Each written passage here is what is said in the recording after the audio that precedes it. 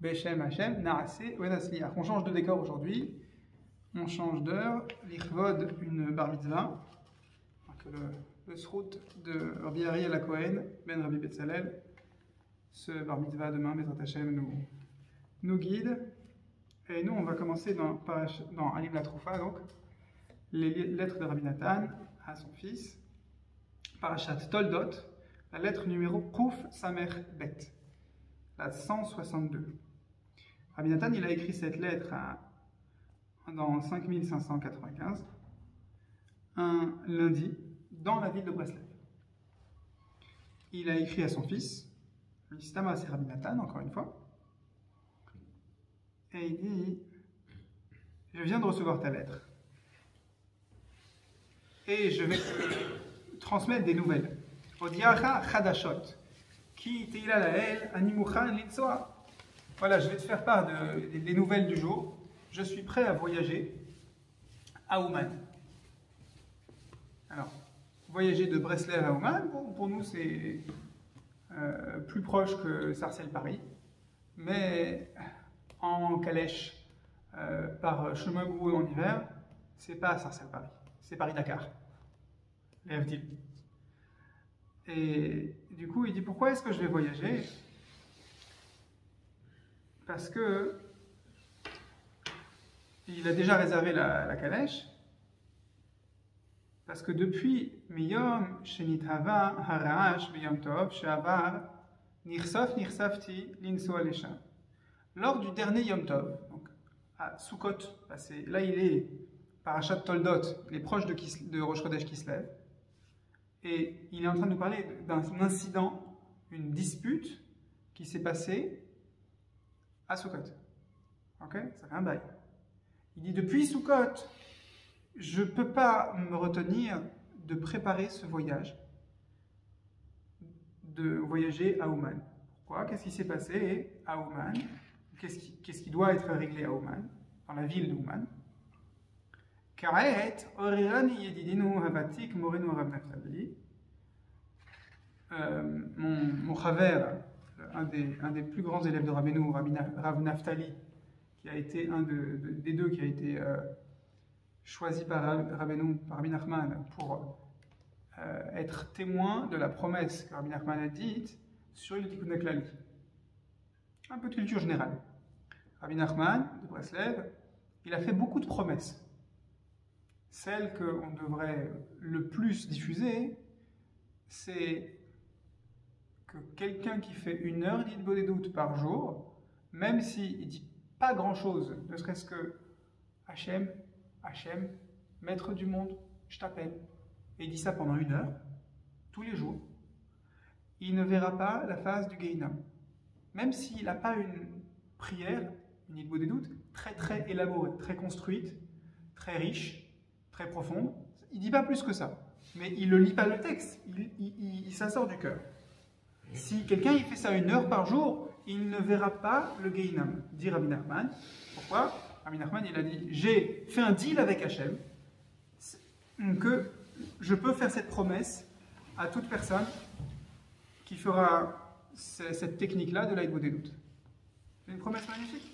C'est vraiment clé en main. Il y a une autre promesse pour laquelle Rabbi Nachman, il a pris 2 témoins et pour renforcer sa promesse. Comme on prend 2 témoins pour signer un contrat, par exemple, pour signer un contrat de mariage. Et ces 2 témoins, c'était Rabbi Aaron, Rav Aaron, le Posek Halacha de la ville de Breslev, de la Kehila Breslev à l'époque de Rabbi Nachman, et Rav Naftali, la Chavruta de toujours de Rabbi Nathan. Ils sont devenus Breslev en même temps. Donc Rabbi Naftali, c'est un pilier. Rabbi Naftali, il m'a envoyé sa lettre où le Rav explicite son opposition à la communauté Breslev. C'est qui le Rav? C'est bien, ça nous dépeint le tableau du tissu social de l'Ukraine de l'époque. les Breslevers, c'était des pépites de chocolat dans une baguette viennoise. Ils étaient petites poches de communauté, 3-4 dans un village, une dizaine dans une autre ville. Ils étaient comme ça parsemés dans la région de l'Ukraine, autour de Ouman, Breslev, etc. Des fois un peu plus loin encore. Il n'y avait pas une communauté rassemblée dans une ville. Il y avait comme ça des petits groupes. Et quand on dit le Rav de telle ville, à part à l'époque de Rabbi Nachman, où il y avait un rassemblement, il y avait une vénération de Rabbi Nachman, même des gens qui étaient contre Breslev, ils respectaient la figure de Rabbi Nachman de Breslev. Donc ça faisait une société un peu plus avec un peu de cohésion, donc il y avait un rôle d'avoir Rav Aharon en tant que posek halakha. Ensuite, tout s'est un petit peu éclaté, et Rabbi Nachman, il tenait tout ça à bout de bras pendant des dizaines d'années. Il y a eu plus d'élèves Breslev à l'époque de Rabbi Nathan, mais c'était très difficile de les voir. Rabbi Nachman, il a eu moins d'élèves en nombre, mais c'était plus au-dessus du niveau de l'eau en tant qu'iceberg. Ok. Alors, c'est qui le Rav dont on parle, qui a exprimé son profond désaccord contre les Breslevers de l'époque de Rabbi Nathan? A priori, c'est le Rav de la ville de Ouman, qui était une mégapole à l'époque. Il y avait beaucoup de juifs dans la ville de Ouman, ce n'était pas un village. Et ce Rav, non Breslev, peut-être même non chassidique, il a dit: je ne suis pas d'accord que la communauté Breslev, qui n'habite même pas à Ouman, ils ont juste un pèlerinage annuel ou pluriannuel dans la ville, et après ils n'habitent pas ici. Pourquoi? Ils vont construire une synagogue. Ils n'ont pas l'air, franchement. En gros, ce qu'on rapporte ici de ces paroles de ce Rav local. Cette synagogue, Rabbi Nathan, il l'a appelée le Kloïs. Kloïs, c'est pas forcément le Kloïs, en fait. Est-ce que c'est le même bâtiment? Non, c'est pas le même bâtiment, parce que pendant une bonne partie du XXe siècle, le seul bâtiment qu'il y avait sur la tombe de Rabbeinu, c'était une maison de particulier, et la tombe de Rabbeinu, elle était sous la fenêtre de la cuisine de cette maison toute petite. C'était une maison, c'était pas un Beth Midrash, c'était pas un mausolée comme on trouve chez Rav Pinto, c'était vraiment un autre bâtiment. Mais à l'époque de Rabbi Nathan, 100 ans plus tôt, les Breslevers se sont cotisés et ils ont construit un mausolée, une choule, qu'ils ont appelé le Kloïs. Aujourd'hui, ce qu'on appelle le Kloïs, c'est encore un nouveau bâtiment. Ok. Au Efrat, pardon, excusez-moi, il y a un autre détail. Le Kloïs, c'est pas le mausolée lui-même. Le Kloïs, c'est une choule à côté de la tombe. C'est important ça. On en parlera, Bezrat Hashem, à l'approche de Rosh Hashanah plus tôt. Ce n'est pas le sujet de cette lettre directement. Ok, alors, où est-ce qu'on doit en venir? Rabbi Nathan, il marche sur des œufs. D'accord? Il n'est pas chez lui. On m'a dit, il n'y a pas de Kehila Breslev à Ouman. Il est dans une grande ville avec un Rav qui a une forte autorité sur place et qui dit, ton projet immobilier ne me plaît pas. Alors comment il approche ce problème épineux? C'est ça qui nous intéresse dans cette lettre.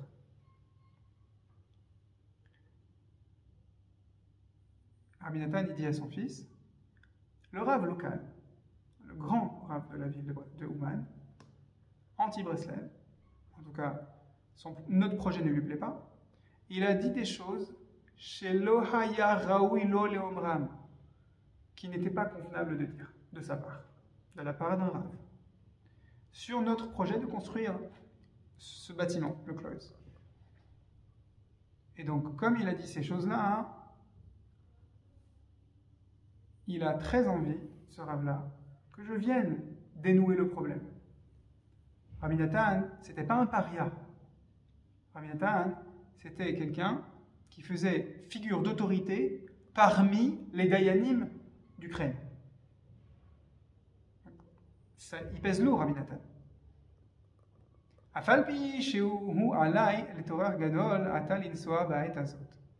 Même si pour moi c'est une tannée de voyager dans la boue en hiver, je suis obligé de voyager là-bas. On oublie un détail aussi, c'est qu'en France, quand il neige, qu'il fait -1, déjà on sort les saleuses pour les routes. En Ukraine, à la même période, il ne fait pas -1. Il fait -10, -20. Ce n'est pas des saleuses qui suffiront à ouvrir une route goudronnée. Donc c'est vraiment galère. Hashem Yitbarach Yerachem Alai v'yanchenu b'ma'agalet tzedek le'ma'an shemo. Et là, c'est là le mot-clé c'est là la perle. Rabbi Nathan dit, je marche sur des œufs, c'est très désagréable, et je fais des sacrifices importants pour faire ce voyage. Et Hachem aura pitié de moi, et que Hachem me guide b'ma'agalet tzedek, dans la voie de justesse, pour son nom.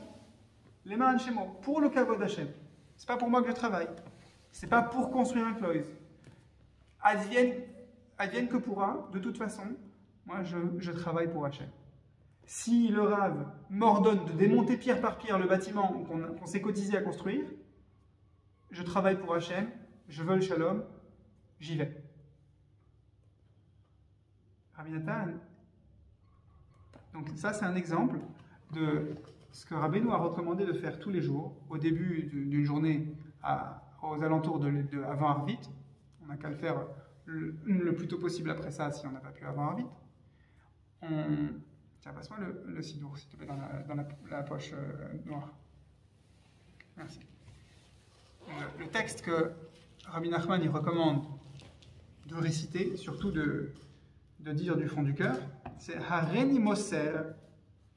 Voilà, je vais livrer. Je transmets comme quelqu'un qui arrive dans une destination et il prend son passeport dans un pays étranger et il le donne à quelqu'un. Il dit voilà, je te donne mon passeport. Tu vois que tant que tu as mon passeport entre les mains, moi je suis pieds et poings liés, je ne peux pas sortir du pays. Je me livre à toi. Rabbeinu il recommande donc de dire je me livre à Hachem, je livre à Hachem toutes mes actions, toutes mes paroles et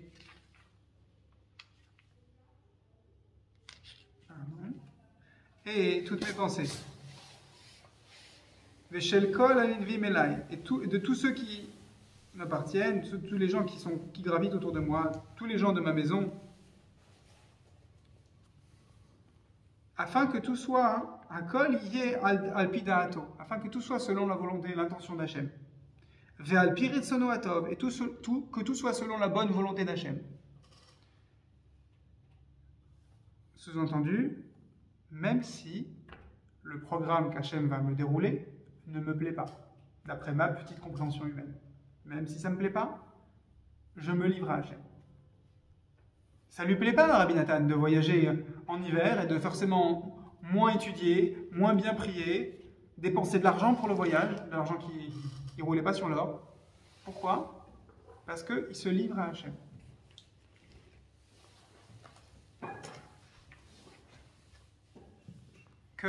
Et que Hachem m'amène, me guide, violicheni baderech ha'amiti, bechol tenua utnua, que Hachem donc, me guide dans le chemin authentique, avec chaque mouvement, tenua ou tenua, venizke lifol sham, et que nous méritions, c'est-à-dire qu'il se place en tant que représentant de tous les Breslavers, que nous méritions lifol sham, d'accomplir là-bas, dans cette rencontre avec le Rav de la ville de Ouman, kol ma she'anu tzrichim letova nitzrit, que nous méritions d'accomplir tout ce dont nous avons besoin, mais pas juste pour notre projet immobilier sur place.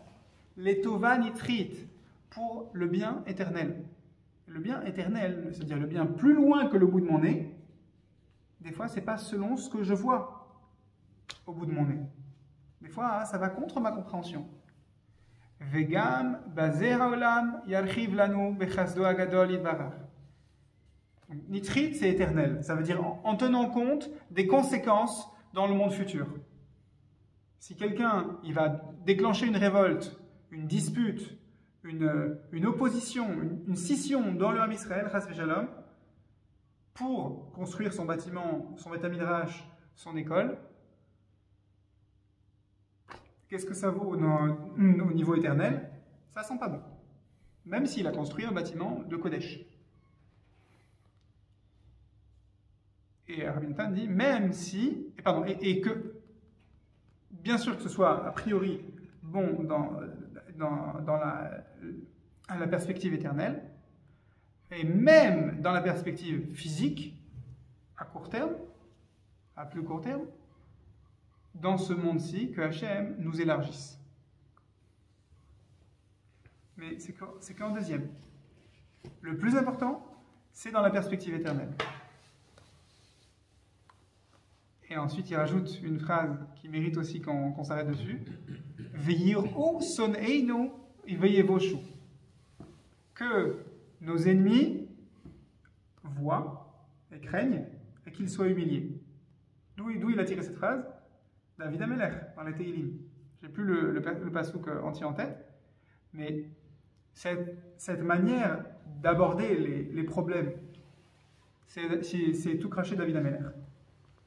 Au lieu de dire, je vais me remonter les manches et ils vont voir ce qu'ils vont voir, j'ai une armée, je suis déterminé et comme disent les Américains, I'll have it my way.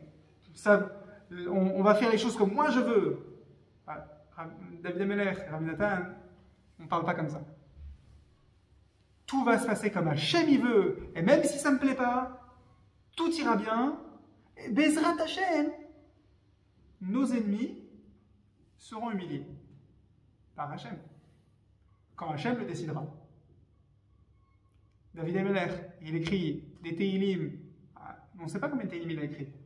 Nous, on a 150 compilés, mais tous les matins, à Chatzot, David Amelech, il se lève et il compose des Tehillim. Il en a retenu que 150. Mais il en a composé beaucoup plus. Et dans ces Tehillim, de nombreuses fois, il dit, dans ceux qu'on n'a pas aussi, Hachem, sauve-moi, fais éclater la vérité au grand jour, que je ne suis là que pour te servir et que je ne veux pas être l'instrument d'un Chilul Hachem, malgré ce que mes ennemis disent de moi, que je suis l'instrument d'un Chilul Hachem. S'il te plaît, Hachem, humilie mes ennemis. Pour ton nom. Pour le kavod Hachem. Quand est-ce que Hachem il a mis en application cette demande de David Amelech? Pas du vivant de David Amelech. Il a vécu 70 ans. Il a fallu attendre quand Shlomo Amelech avait 13 plus, j'ai oublié combien d'années. David Amelech, il a été enterré quand Shlomo Amelech avait à peu près 13 ans. Il a fallu attendre encore plusieurs années avant que le Beth Amikdash de Shlomo ne soit intronisé. Le jour de l'intronisation du Beth Amikdash, donc quelques années après le décès de David Amelech, Shlomo Amelech voulait que les portes s'ouvrent du Beth Amikdash. Les portes étaient bloquées, comme le Tehillim, lequel? Le 24, c'est où Sha'arim Rashechem, celui qu'on dit le Tehillim de la Parnassa de Yamim Noraim, que les portes se lèvent et s'ouvrent, les portes du Beth Amikdash, le jour de l'intronisation. Les portes répondent non, on reste fermé. C'est-à-dire qu'il y a bien Hachem, il a fait un miracle, que les portes ne s'ouvraient pas. Et quand est-ce que les portes se sont ouvertes? Devant tout le gratin de la société israélienne, du royaume, la royauté israélienne de l'époque, quand le roi Shlomo a dit Baravour David. Que les portes s'ouvrent en faveur de David Amelech. Et là, les portes, elles ont dit ah oui, et elles se sont ouvertes. Tous les gens qui pensaient que David était un mamzer, un rachat, un échetish, tous les noms les plus sales qu'ils ont essayé de lui donner, qu'il avait perdu son Chelek Olam Haba. Tout ça, ils sont devenus blêmes. Le bonhomme sur qui on a dit toutes ces choses-là, c'est que quand on dit son nom que le Beth Amikdash s'ouvre. On ne sait plus où se mettre. On est humilié. Veillir où sonnez-nous, veillez rochou. Rabbi Nathan, il est en train de dire, je ne sais pas quand est-ce qu'on aura gain de cause, mais Hachem, il sait quand c'est bon pour nous et pour le monde entier, pour l'éternité, de nous donner gain de cause. Et ça va peut-être durer un certain moment. Peut-être même que je ne serai plus de ce monde pour le voir. Hachem fait que tu nous donnes gain de cause au moment le plus opportun, même si pour ça, il faut que j'apprenne à ne plus être pressé. Rabbi Nathan, il nous dit, tu veux que tes projets aboutissent, d'accord. Règle numéro 1, accepte que tu verras peut-être pas l'aboutissement du projet. Mais c'est un échec. Non, c'est la condition pour réussir. Si tu veux que ça aille vite, alors suffis-toi d'une fausse réussite. Si tu veux la vraie réussite, accepte. Tu ne sais pas quand est-ce que tu vas arriver. Ça c'est une explication de « je me livre à Hachem ». Donc, le résultat, c'est loin, potentiellement. Le mode d'emploi pour que moi je me prépare à ce résultat qui peut être loin, c'est tous les jours.